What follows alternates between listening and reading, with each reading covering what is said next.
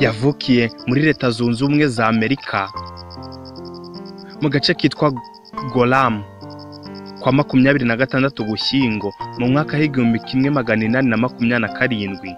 Uyu yaje gupfa kwa 16 Nyakanga mu mwaka w'1915.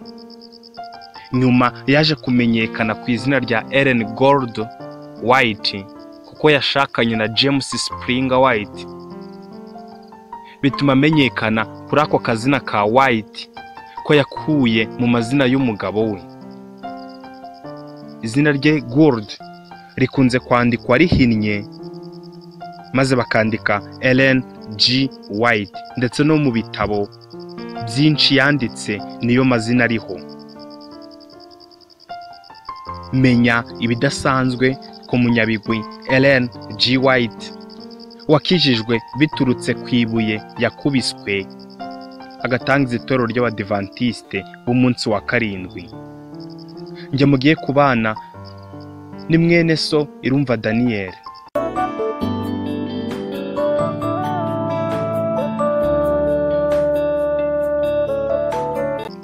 Amazina yiswe n'ababyeyi be ni Ellen Gold Harmon. Uyu yavukiye muri Leta Zunze Ubumwe za Amerika mu gace kitwaga Gorham kwa 26 Ugushyingo mu mwaka w'1827. Aza gupfa kwa 16 Nyakanga 1915. Nyuma yaje kumenyekana ku izina rya Ellen Gold White kuko yashakanye na James Springer White, bituma amenyekana kuri ako kazina ka White ko yaje gukura mu izina ry'umugabo we. Izina rye Gold rikunze kwandikwa rihinnye maze bakandika Ellen G. White, ndetse no ku bitabo bye byinshi yanditse niyo mazina ariho. Yavukiye rimwe n'impanga ye Elizabeth Banks, babyawe na Robert ndetse na Ennis Harmon. Robert se wa Ellen yari umuhinzi akanakora ingofero. Ellen Gold Harmon yamenyanye na James Springer White mu mwaka w'1845, baza gushakana mu w'1846.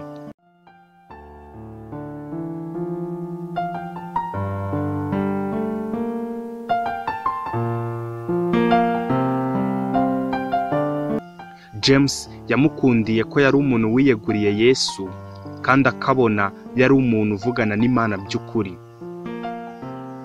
James na Ellen babyaye abana 4 b'abahungu, ariko 2 nibo babashije gukura kuko umwe yapfuye afite amezi 3, undi aza gupfa afite imyaka 16. Uyu mugore ufatwa mu mateka y'Iyobokamana nk'umuntu udasanzwe kubera ibigwi bye, niwe ufatwa nk'inkomoko y'itorero ry'Abadivantiste b'umunsi wa karindwi kuko niwe wadukanye inyigisho za Kidivantiste zamamaza isabato cyangwa Sabbatarianism. Yaje gufatanya n'umugabo we James White ndetse na James Bates. Kubera ibitabo Ellen G. White yanditse n'uburyo yamamaye mu kwigisha inyigisho za Kidivantiste, Smithsonian Magazine yamushyize mu bantu 100 batazibagirana mu mateka y'ibihe byose ya Amerika. Uyu mugore amateka agaragaza ko yagize amayerekwa 200 yerekeye bizaba mu isi. Aya mayerekwa yemejwe n'Abadivantiste umunsi wa karindwi kandi n'ubu yemerwa n'Abadivantiste ku isi yose, ndetse bemeza ko ubuhanuzi bwe buhamanya n'ukuri kugaragara mu gitabo cy'Ibyahishuwe. Igitabo cy'Ibyahishuwe ni kimwe mu bitabo bikubiyemo ubuhanuzi bwo kurangira kw'isi no kugaruka k'Umwami Yesu Kristo nk'uko Abakristo benshi babyizera. Mu mahame agenga iri torero harimo ihame rivuga ko imwe mu mpano za mwuka ziranga itorero ryasigaye ari ubuhanuzi. Bakongeraho ko ubwo buhanuzi bwagaragarijwe mu nyigisho za Ellen G. White nk'intumwa y'Imana.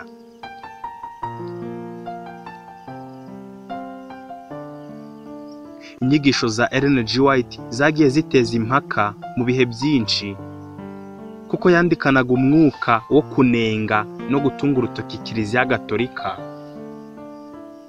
n'inyigisho zayo.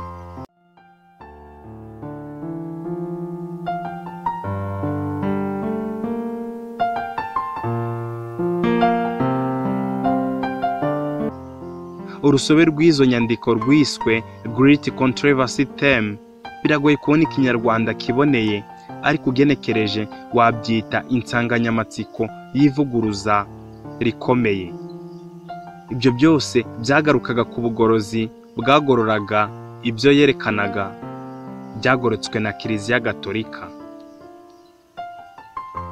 Muri urwo rusobe rw'inyandiko harimo kimwe mu bitabo bye byamenyekanye ku isi yose cyitwa The Great Controversy, mu kinyarwanda cyitwa Intambara Ikomeye. Iri jambo intambara riba rishaka kwerekana intambara cyangwa se kutumvikana cyangwa ukuvuguruzanya biri hagati ya Kristo na Satani, kandi iyo ntambara irwanirwa ku bayoboke, abayobotse Yesu Kristo bose ndetse n'abayobotse Satani. Niho iyo ntambara ikomeye irwanirwa. Mu mwaka w'1858 nibwo yagize iyerekwa ngo ryamusabye kwandika igitabo cy'intambara ikomeye. Icyo gihe ngo yeretswe Yesu n'abamarayika barwana intambara ikomeye na Satani n'abadayimoni. Intego nyamukuru y'iyo ntambara yari iyo kwegukana umuntu. Mu bindi bitabo bya Ellen G. White byifashishwa mu iyobokamana rya Kidivantiste cyane harimo icyitwa Kugana Yesu cyangwa se Steps to Christ, cyahinduwe mu ndimi 140 zo hirya no hino ku isi, n'icyitwa Kwifuzwa ibihe byose cyangwa se The Desire of Ages, nacyo kiri mu byasohowe inshuro nyinshi ku isi. Wikipedia twifashishije mu gutegura iyi nkuru igaragaza ko mu buzima bwe Ellen G. White yasohoye inyandiko 5,000 n'ibitabo 40, hakiyongeraho n'umuzingo w'inyandiko yandikishije intoki ze ugizwe na paje zirenga 100,000. Ibyo bitabo byose n'ibyo bintu byose yanditse ahanini byibanda ku mayerekwa yagendaga agira, hakaba ibyibanda ku buzima n'imirire, ndetse n'ibyibanda ku mibanire rusange y'abantu ndetse n'uburezi n'uburere.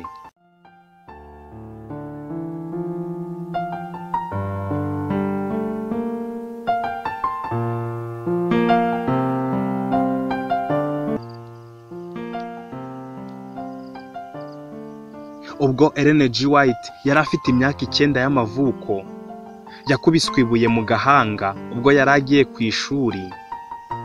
Iryo buye ngo ryaramukomerekeje ku buryo yarinze asaza akivuga ko ari cyo gihe yagize ububabare mu gihe cyose yamaze kuri iyi si. Gusa nubwo iryo buye ryamubabaje, nyuma ngo yaje gusanga ari ryo ryabaye intandaro yo kuba yariyeguriye Yesu akamuhanga amaso. Ibi yabivuze agira ati, ibi byago nagize igihe kimwe naje kubifata nk'ububabare bukabije kwihanganira, ariko nyuma nasanze ari umugisha udasanzwe. Uyu mubabaro nagize wabaye intandaro yo gusakaza ibyishimo ku isi, byabaye inzira yatumye nerekeza amaso yanjye kuri Yesu. Simba naramenye Kristo Yesu iyo hataza kubaho ububabare nagize nkiri umwana bugatuma njya kumushakiraho gukira n'ihumure. Impamvu Ellen G. White yemeje ko igikomere yatewe no gukubitwa ibuye aricyo cyamuyobeye kuri Yesu, nuko kimara gukubitwa iryo buye nta kindi yaragishoboye gukora, kuko yari arwaye cyane agera kure, bituma yumva nta wundi wamukiza ubwo bubabare uretse Yesu gusa. Ubwo yari afite imyaka 12 yari akirembye, ababyeyi be bamujyanye mu materaniro y'abametodiste. Yagombaga kumara igihe kinini. Icyo gihe ngo ageze muri ayo materaniro nibwo yabonekewe n'Imana iramuganiriza mu iyerekwa maze imusezeranya kuzamuha amahoro. Nyuma Ellen G. White yaje kujya mu materaniro yabwirijwemo n'umugorozi witwaga William Miller. Uyu ari no mu gitabo Ellen White yanditse cyitwa Intambara Ikomeye. Muri ayo materaniro ngo yumvise mu mutima we ijwi rimubwira ngo uri umunyabyaha. Iryo jwi ryakomeje kumubwira ko natihana azapfana ibyaha akabura ubugingo buhoraho. Kuva icyo gihe ngo yamaze amezi menshi yarabuze amahwemo mu mutima we kubera ijwi ryamusabaga gukorera Imana.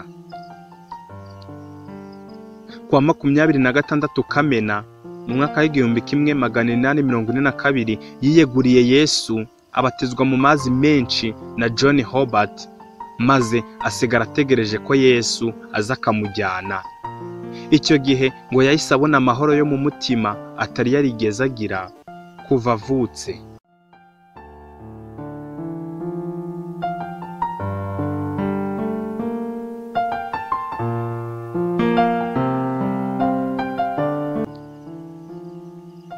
Gukurikiza inyigisho za William Miller byatumye umuryango we wose uva muri iryo torero ry'abametodiste bayoboka inyigisho za William Miller wari waratangije ibihe by'ivugurura n'ubugorozi, Millerite Movement cyangwa se Millerism.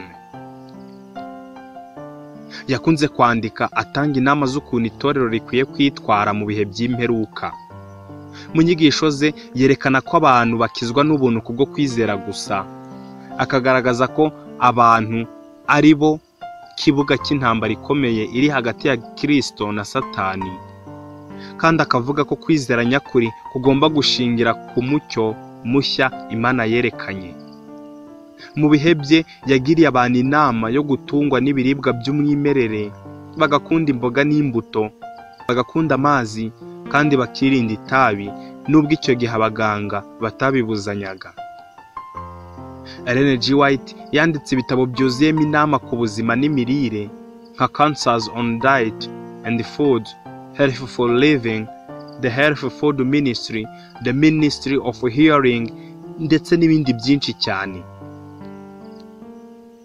Uyu rero ni nyirakuruza w'Abadiventiste wabyawe n'ibwirizabutumwa by'umugorozi w'umunyamerika William Miller, byari bishingiye mu buhanuzi bw'ibimenyetso byo kugaruka kwa Yesu muri Daniyeli. Ari nabyo byatumye Ellen G. White yihana agatangiza itorero ry'Abadiventiste umunsi wa 7. Nyuma y'uko umugabo we apfuye mu mwaka w'1881, Ellen G. White yakomeje imirimo y'iyobokamana, aza gupfa mu mwaka w'1915, ashyingurwa iruhande rw'umugabo we muri leta ya Michigan, aho aba bombi babashyinguye, ndetse n'aho bari batuye ubu hafatwa nk'ahantu Abadiventiste bakorera ubukerarugendo bw'iyobokamana bakamenya byinshi ku mukurambere wabo. Aya ni amateka naguteguriye y'icyamamare Ellen G. White. Niba ushaka kumenya n'ibindi byinshi cyane, ese hari amateka y'undi muntu waba ushaka, twandikire muri comment tukugezeho amateka ye. Niba utarakora subscribe, andi mateka azagucika. Kora subscribe tujye dushyiraho ibintu bikwizanire. Turagukunda cyane.